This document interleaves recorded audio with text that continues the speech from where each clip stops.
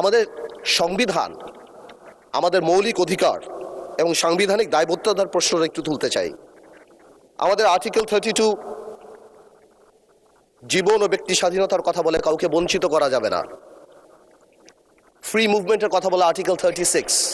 ওই দিন আমাদের সম্মানিত আইনমন্ত্রী সাহেব একটা কথা বলেছিলেন, স্ট্যাচুটরি ইন্টারপ্রিটেশনের কথা, লিটারাল রুলের কথা। আপনি স্ট্যাচুটরি ইন্টারপ্রিটেশনের লিটারাল রুল দেন, কন্টেক্সচুয়াল অ্যাপ্রোচ যান, পারপোসিভ অ্যাপ্রোচ যান, ডাইনামিক অ্যাপ্রোচ যান, টেলজিক্যাল অ্যাপ্রোচ যান, লিভিং ইনস্ট্রুমেন্ট লিভিং অ্যাপ্রোচ যান, যেখানেই যান। এই 32 সুস্বাস্থ্য, এই 32 চিকিৎসার নিরাপত্তার কথা বলে। ফ্রি মুভমেন্ট মানে এই না যে আমি এখান থেকে এখানে গেলাম। ফ্রি মুভমেন্ট সারা বাংলাদেশ, তার স্থল হোক দ্বীপ হোক, আমি যেখানে যেতে চাই আমি সেখানে যেতে পারবো। কিন্তু আজকে আমরা কেমন জানি একটা অস্থায়ী অবহেলার মধ্যে পড়ে গিয়েছে মাননীয় স্পিকার। তাই বলবো, শুধুমাত্র ইকোনমিক ফিজিবিলিটির দিকে তাকানোর না, আমার সাংবিধানিক যে অধিকার, এবং এটা সুপ্রিম কোর্টের অনেক রুলিং আছে, এবং আপনি যেখানেই যান, আপনি যদি ব্রড ইন্টারপ্রিটেশনে দেখেন, আমি বাংলাদেশের যে কোনো জায়গায় যেতে চাই কোনো বাধা ছাড়া।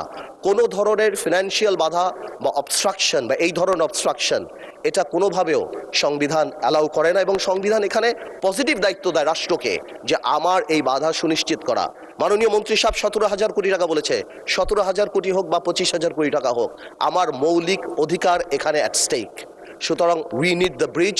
আপনি যেভাবে বললেন স্বপ্নের ব্রিজ, এটা আমাদের সাম্যের অধিকার, সাম্যের প্রতীক, এটা আমাদের অধিকার। এবং আমি সম্মানের সাথে মাননীয় মন্ত্রী সাহেবকে জিজ্ঞেস করব কবে নাগাদ এই ব্রিজ আরম্ভ হতে পারে এবং কত দিন লাগতে পারে। এবং আমি আরেকটু বলতে যাচ্ছি যে আমি মাননীয় প্রধানমন্ত্রীকে ধন্যবাদ জানাই যে হ্যাঁ, বরিশালে উনি এই আশ্বাস আমাদেরকে দিয়েছেন। আমি আরেকটু ধন্যবাদ জানাতে চাই, বিকজ একটা মেডিকেল কলেজও আনঅফিশিয়ালি আমি কথা হয়েছিল আমাদের মাননীয় স্বাস্থ্যমন্ত্রী সাহেবের সাথে, আমি দেখতে পেলাম মেডিকেল কলেজ অনুমোদন হয়েছে। যা coming back to Bhola bridge, আমি এতটুকু জানতে চাচ্ছি এটা কত দিন লাগতে পারে এবং কবে এই কাজ আরম্ভ হতে পারে। আপনাকে ধন্যবাদ স্পিকার। মাননীয় মন্ত্রী শেখ রবিউল আলম।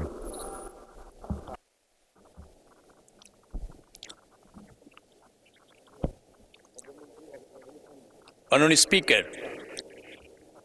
2022 এবং 24 সালের সম্ভাব্যতা যাচাই পরিচালনা যেটা হয়েছিল, তাতে এই প্রকল্প শেষ হওয়ার মেয়াদ ছিল নির্ধারণ করা হয়েছে 2033 সালে। কিন্তু প্রকল্পটি এখনও যে পর্যায়ে আছে সেটা অনুমোদিত হয়ে কাজ শুরু করার সম্ভাব্য সময় এই মুহূর্তে বলার বা এই অবস্থাতে বলাটা সমীচীন হচ্ছে না, নির্ধারণ করা সম্ভব হয়নি। অতএব এটা আমাদের আগামী অর্থ বছরে যেহেতু অননুমোদিত প্রকল্প হিসাবে এডিপিতে রাখা হয়েছে সবুজ পাতায়, আমরা আশা করছি এই প্রক্রিয়াগুলি সম্পন্ন করে দ্রুততম সময়ের মধ্যে করার সম্ভাব্য বা শুরু করার সম্ভাব্য তারিখ জানাতে সক্ষম হব।